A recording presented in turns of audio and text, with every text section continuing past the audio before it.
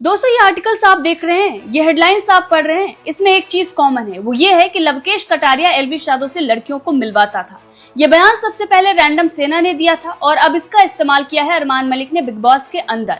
Big boss के अंदर इन बातों का जिक्र इसलिए किया गया कि टीआरपी बढ़े और इसके साथ ही अरमान मलिक को शो के अंत तक किसी न किसी तरीके से खींच कर लाया जा सके इसलिए क्योंकि वो अपने आप को विनर समझ रहे हैं, अपने आप को सिद्धार्थ शुक्ला जैसी पर्सनालिटी वाला बता रहे हैं। हालांकि लोग ये कह रहे हैं कि 2 सिम वाला चाइनीज फोन अपने आप को आईफोन बता रहा है, लेकिन जिस तरह से एलविश यादव को उन्होंने नॉमिनेशन से बचने के लिए घसीटा है, उसके बाद अब उनकी मुसीबत बढ़ने वाली है, क्योंकि ज्यादा दिमाग से अगर कोई खेलता है तो वो दिमाग लगाना उसे भारी भी पड़ जाता है। और भारी इसलिए पड़ गया है क्योंकि अब उनके बारे में काफी कुछ चीजें निकलकर सामने आ रही हैं।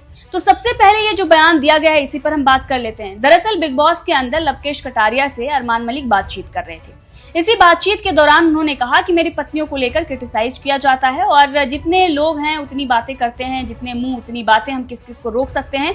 और इसी दौरान उन्होंने कहा कि बातें तो ये भी चलती हैं, लोग आके मुझसे ये भी बताते हैं कि लवकेश कटारिया लड़कियों को एलविश यादव से मिलवाता है।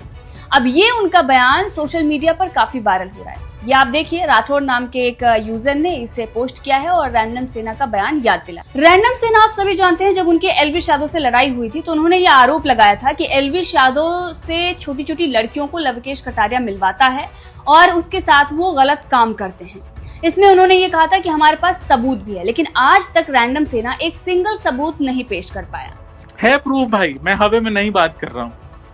अभिषेक मल्हान के खिलाफ कैंपेन चलना था, तब लड़की वाला चीज आया कि लड़की वाला केस उठाओ कि ये लड़कियों के साथ ठरकीगिरी करता है।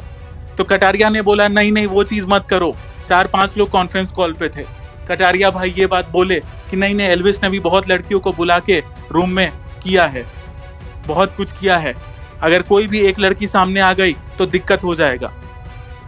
डियर एल्विश आर्मी, अगर आप मुझे पोक करोगे तो मैं वो भी रिलीज कर दूंगा।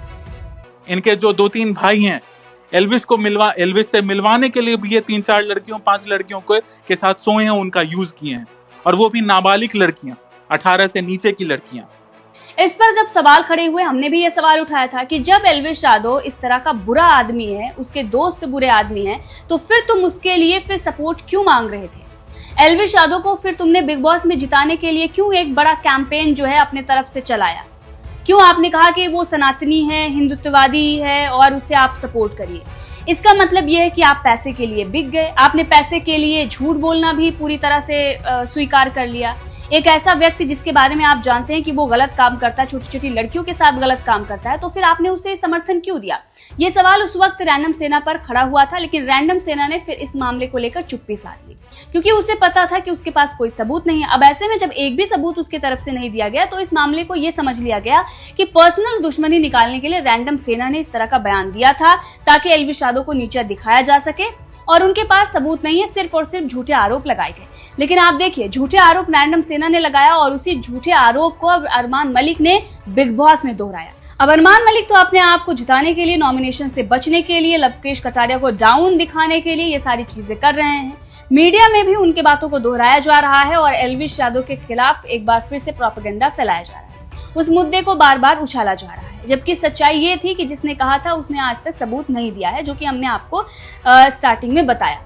अब आप देखिए, ये सारी चीजें जो हैं वो इसीलिए खड़ी की जा रही हैं ताकि एक बड़ा हंगामा जो है वो क्रिएट किया जा सके, हाइप मिल सके, और उसके बाद लवकेश कटारिया को डाउन करके अरमान मलिक को एक हीरो की तरह दिखाया जा सके और जस्टिफाई किया जा सके कि उनकी दोनों पत्नियां जो हैं उनके साथ खुश हैं और सब कुछ नॉर्मल है और ऐसा ही होना चाहिए। हर मर्द को ऐसा ही करना चाहिए। एक शादी करे, उस पत्नी को छोड़े ना, या घर में उसे नौकरानी की तरह रखे, दूसरी गर्लफ्रेंड बनाने या बीवी ले आए, सब कुछ सही है। उस पत्नी को कोई हक नहीं है उस पर आपत्ति जताने के लिए। और वो महिलाएं जो हर बात पर झंडा लेकर सामने आ जाती हैं, आज भी वो इस पर किसी भी तरह से आपत्ति नहीं जता रही हैं कि बिग बॉस, जिसको इतने सारे लोग देख रहे हैं, उससे प्रभावित हो रहे हैं, उस शो में ऐसे लोगों को हीरो की तरह दिखाया जा रहा है। तो अरमान मलिक का क्या इतिहास है, इस पर हमने एक वीडियो बनाई थी और ये बताया था कि इनकी पहली पत्नी, यानी कि इनकी 3 पत्नियां हैं, तो पहली पत्नी का क्या नाम है? इनका खुद का नाम अरमान नहीं बल्कि संदीप है। अब दूसरी वीडियो, एक्सपोज वीडियो अगर आप चाहते हैं तो कमेंट करके बताइए, लाइक और शेयर करिए।